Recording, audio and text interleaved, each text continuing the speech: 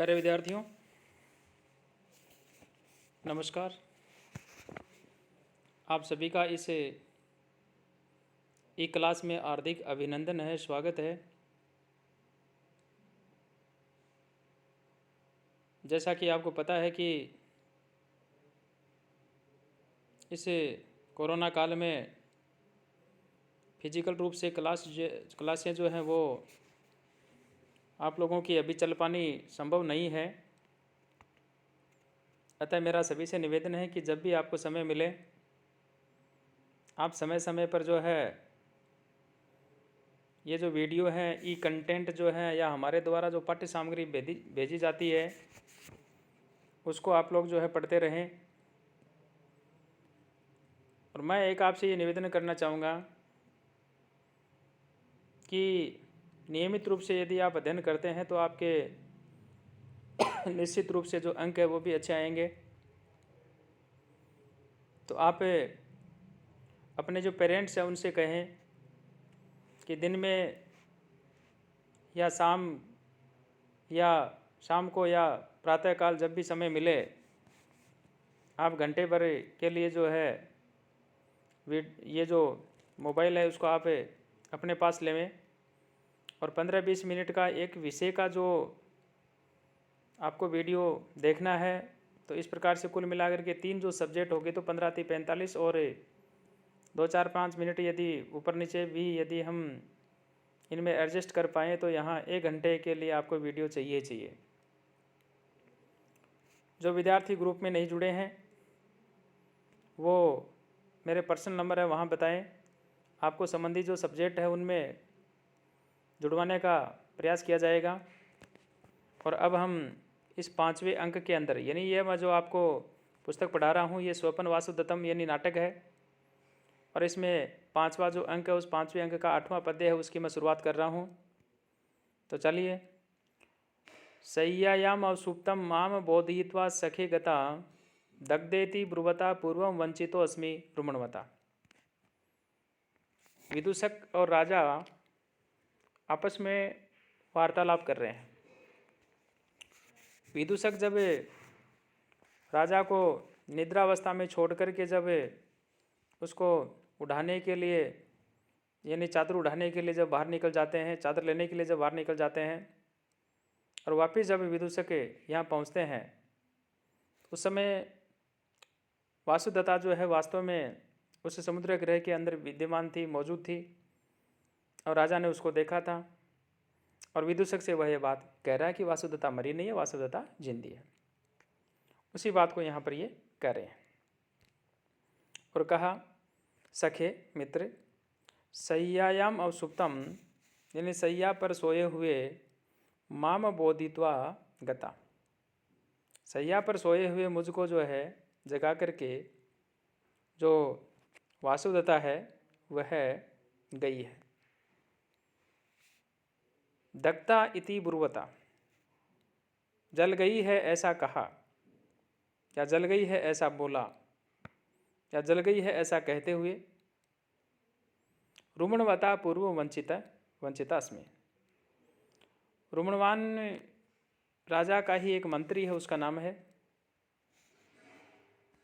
तो कहा कि रुमणवान जो है उसने ये कहा कि वह तो जो है इस प्रकार से जल गई है, मर गई है आदि आदि जो भी कहा।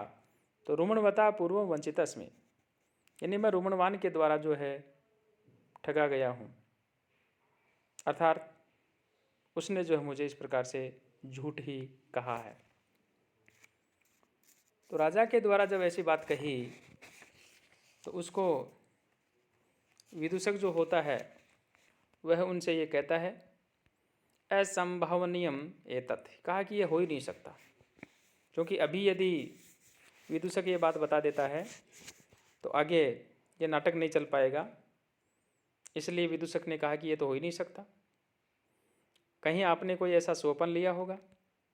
तो फिर राजा जो है वह कहता है एवं मया स्वप्नो दृष्ट है, तो फिर क्या मैंने स्वप्न देखा है। तो राजा कह रहा है यदि तावत् अयम स्वप्नो धन्यम प्रतिबोधनम अथायम विभ्रमो वा स्यात् विभ्रमो हेयस्तु मे चिरम। यानी यदि अयम स्वप्न है तावत, यदि यह स्वप्न था तो धन्यम अप्रतिबोधनम, तो न जगना ही अच्छा था। अत अयम विभ्रम वा, और यदि यह भ्रांति थी, विभ्रम ही में चिरम अस्तु, या बुद्धि का विभ्रम था, तो ये जो भ्रांति है यह निश्चय ही चिरकाल तक जो है बनी रहे। यानी यह जो भ्रांति है, और ऐसी जो भ्रांति यदि थी तो चिरकाल तक जो है बनी ही रहे। कहने का तात्पर्य ये हुआ कि राजा विदूषक के ये कहने पर कि वासुदेवता नहीं आई थी, अभी तो आप स्वप्न देख रहे थे। यहाँ राजा उत्तर देता हुआ कहता है कि हे मित्र, यदि ये स्वप्न था जिसमें मुझे वासुदेवता मिली थी, तो यह स्वप्न ही मुझे बरकरार जो है दिखाई देता रहता, जिससे मैं कम से कम प्रियतमा जो है उसके समीप तो रहता। ऐसा स्वप्न भी मुझे अति प्यारा होगा। मेरे जागने से क्या लाभ, स्वप्न में प्रिया के दर्शन तो हो रहे थे, जागने पर तो कुछ भी नहीं है। और यदि आप कहते हैं कि मुझे भ्रांति हो गई है, तो बुद्धि में विभ्रम हो गया है, तो भी जो प्रियतमा है, जो प्रियदर्शी है, ये विभ्रम जो है ये मेरे लिए जो है आजीवन ही बना रहे तो भी अच्छा है। प्यारे विद्यार्थियों, यहाँ इस प्रकार से राजा उदयन जो वासुदेवता और विदूषक तीनों को लेकर के प्रसंग, राजा और विदूषक बात कर रहे हैं। वासुदेवता जो है यह राजा की पूर्व पत्नी है, इसलिए उसके संदर्भ में ये बात कही। राजा जो होता है इस बात को नहीं मानता है, और राजा कहता है नहीं मित्र, ऐसा नहीं हो सकता। क्यों नहीं हो सकता? उन्होंने कहा स्वप्नस्य अन्ते विबुद्धेन नेत्र विप्रोषितांजनम चारित्रम अपि रक्षन्त्या दृष्टम दीर्घालकम मुखम। स्वप्न से अन्ते विबुद्धेन चारित्रम अपि रक्षन्त्या, यानी स्वप्न के अंत में, नींद के जग जाने पर मैंने जो है चारित्रम अपि रक्षन्त्या, यानी चरित्र, शील, सतीत्व इत्यादि की रक्षा करती हुई जो वासुदेवता है, उस वासुदेवता का नेत्र विप्रोषितांजनम दीर्घालकम मुखम दृष्टम, यानी आँखों से पूछे हुए अंजन, यानी जो काजल वाला जो है, या लंबे लंबे दीर्घालकम, लंबे लंबे खुले हुए बालों वाला जो मुख मैंने देखा है। मित्रों, प्यारे विद्यार्थियों, जैसा कि आपको इस प्रसंग के माध्यम से मैं ये निवेदन करना चाहूँगा कि राजा विदूषक से जो है एक यक्षिणी का जो वृत्तांत होता है उसको सत्य में मानता हुआ कहता है कि हे मित्र, मैंने नींद से जगकर अपने को परपुरुष दर्शन तथा परपुरुष द्वारा अपने दर्शन को बचाकर चरित्र यानी सतीत्व की रक्षा करती हुई वासुदेवता का वियोग के कारण निरंतर रोने से पूछे हुए काजल वाले आँखों वाला ऐसा वियोग अवस्था के कारण प्रसादन न करने के कारण बिखरे हुए लंबे बालों वाला मुख मैंने देखा है। यह कोई यक्षिणी नहीं, अभी तो वासुदेवता ही थी। आपको ये जिज्ञासा होगी कि आंखों में काजल नहीं इत्यादि जो है ये क्यों पूछा हुआ था। प्यारे विद्यार्थियों, हमारी भारतीय संस्कृति के अनुसार प्राचीन समय के अंदर यदि किसी महिला का पति यदि प्रदेश गया हुआ है और जब तक वह लौट कर के नहीं आता था तब तक वह आंखों के अंदर काजल इत्यादि जो है वो नहीं लगाया करती थी, और वीणा यानी चोटी इत्यादि जो है वो नहीं बांधा करती थी। तो इस प्रकार से यहाँ जो वासुदेवता है वह पद्मावती के साथ में जब रह रही है, पद्मावती के पास में जब रह रही है, तो योगेंद्रायणी जो मंत्री होता है उसके द्वारा यह बात कह करके ही वासुदेवता के पास में माफ़ी चाहूँगा, पद्मावती के साथ में वासुदेवता को छोड़ा था, धरोहर के रूप में छोड़ा था कि ये मेरी बहन है, इसका पति प्रदेश गया हुआ है और आप इसके चरित्र की रक्षा करें।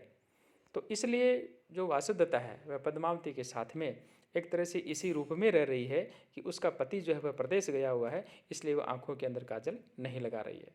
और जो बाल है उनके, जो केस है उनके, वो भी इसीलिए खुले हैं क्योंकि उनका पति जो है वह प्रदेश गया हुआ है। तो प्यारे विद्यार्थियों, इस प्रकार से यहाँ जो राजा है उस राजा ने जो बात कही, ये हमारी जो भारतीय संस्कृति है उसका एक तरह से परिचय जो है वो दिया जा रहा है। अब बात आती है नेक्स्ट पद्य की, और यहाँ पे आया योयम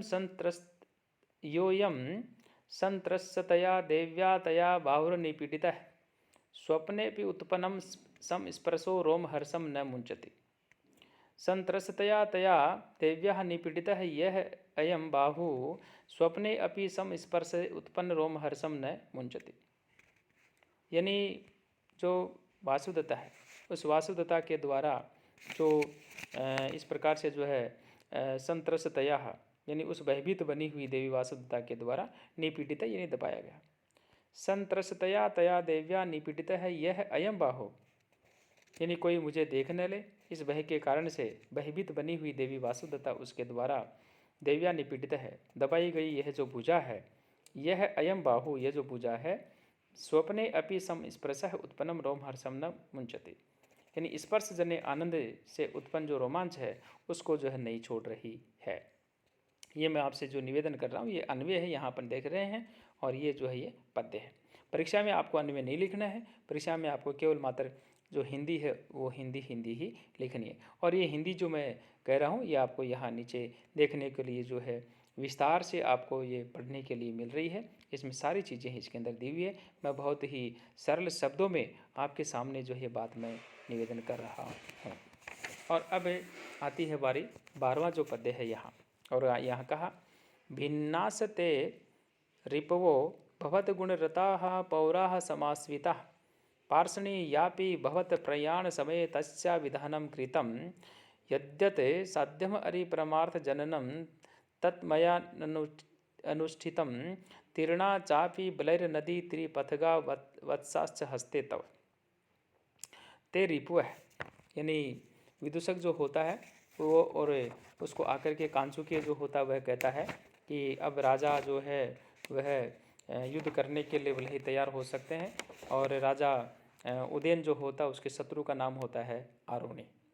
तो उस आरुणि से यानी शत्रु से युद्ध करने के लिए जो जो तैयारियां करनी होती है उन तमाम तरह की जो तैयारियां हैं वो कर दी गई है। किसके द्वारा? पद्मावती का जो भाई है उसके द्वारा युद्ध की तमाम जो तैयारियां वो कर दी गई है। और कहा ते रिपव है भिन्नाः, यानी ते माने तुम्हारा, आपके जो शत्रु हैं उन शत्रुओं को जो है भिन्नाः, भिद धातु होती है, भिन्ना का मतलब तोड़ना होता है।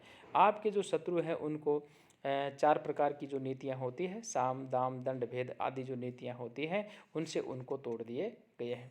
प्यारे विद्यार्थियों, यदि अपना कोई शत्रु है और उस शत्रु को दूसरे शत्रु से यदि भिड़ा दिया जाए तो वह कमज़ोर हो जाता है। इसलिए कहा ते रिपु है भिन्नाः, यानी आपके शत्रु जो हैं तोड़ दिए गए हैं।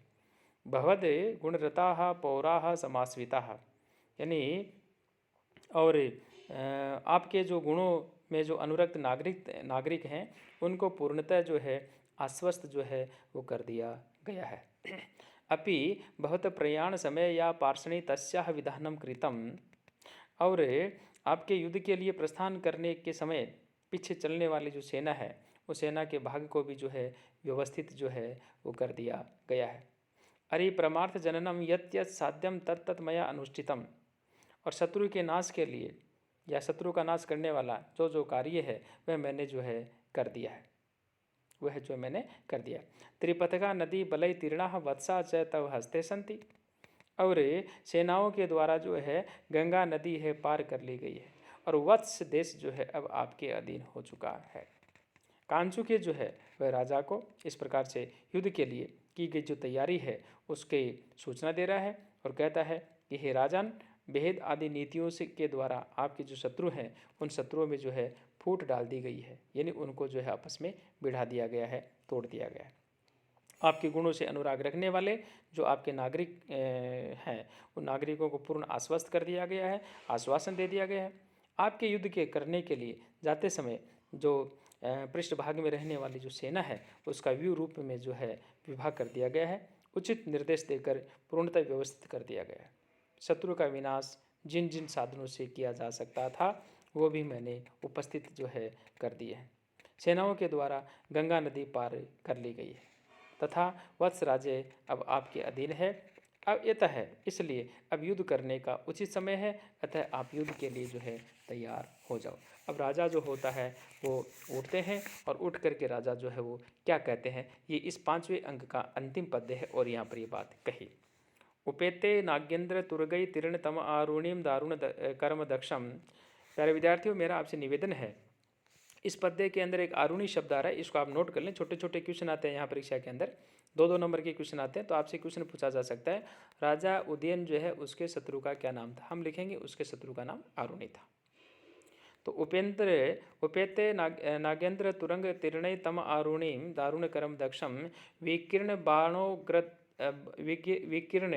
बाणो अग्रतर अंग भंगई है महारण वाबे युद्धि नासियामी। यानी अहम नागेंद्र तुरंगई है विकीर्ण बाणो अहम, यानी मैं कह रहा है वो कि अहम नागेंद्र तुरंग तीर्णई है विकीर्ण बाणो अग्रतर अंग भंगई है। मैं श्रेष्ठ हाथियों तथा घोड़ों के द्वारा पार किए गए ऐसे विकीर्ण यानी बिखेरे गए अग्रतर अंग भंगई है बाण रूपी चंचल जो भयंकर महारण वाबेई है, यानी भयंकर लहरों वाले जो समुद्र होता है उस समुद्र के समान जो है युद्धि उपेते दारुण करम दक्षम तम आरुणिम नाश्यामी। यानी मैं उस समुद्र के समान युद्ध में समीप जो है पहुँच करके उस कठोर कर्म करने में कुशल आरुणी जो है उसको मैं नष्ट करता हूँ। तो इस प्रकार से ये आपका 5वां अंक जो है समाप्त होता है। अगली जो वीडियो आप लोगों तक पहुँचे उस समय तक सभी विद्यार्थी जो है इसका नियमित रूप से अध्ययन करेंगे, ऐसी मैं आशा करता हूँ। सभी विद्यार्थियों को बहुत बहुत धन्यवाद।